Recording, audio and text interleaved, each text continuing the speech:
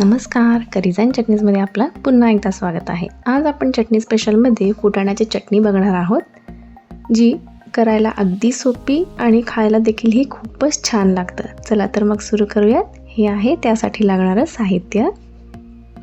इथे सुरुवातीला आपण एक कढई गरम करत ठेवलं होतं. त्यात मी अर्धी वाटी कढीपत्ता घालत आहे. हे कढीपत्ता मी स्वच्छ धुवून पुसून घेतलं होतं. आता आपण हे कढीपत्ता छान भाजून घ्यायचा आहे, जोपर्यंत ते छान कुरकुरीत होत नाही. आता तुम्ही ते बघू शकता, आपला कढीपत्ता जो आहे तो अगदी छान भाजला गेलेला आहे आणि हाताने चुरला की ते छान चुरा होत आहे. आता आपण हे एका प्लेटमध्ये काढून थंड करून घेऊयात. आता एका मिक्सरच्या भांड्यामध्ये आपण 1 वाटी फुटाणे घेतलेला आहे. त्यात आपण आता भाजलेला कढीपत्ता घालत आहोत. अर्धी वाटी शेंगदाणे आहेत, भाजलेले आहेत हे शेंगदाणे आणि सालपटं काढून घेतलेली आहे. आपण इथे चवीनुसार लाल तिखट घालूया.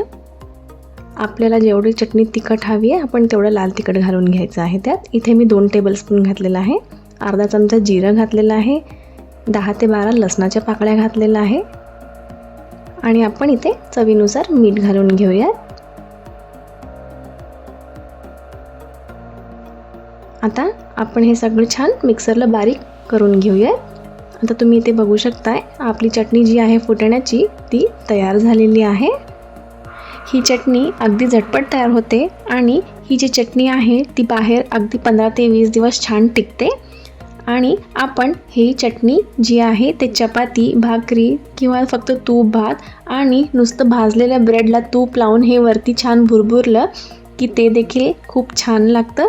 सो तुम्हाला हा व्हिडिओ कसा वाटला आम्हाला ज़रूर कमेंट्समध्ये कळवा. आवडल्यास लाईक करा आणि चॅनलला सबस्क्राईब करायला विसरू नका. धन्यवाद.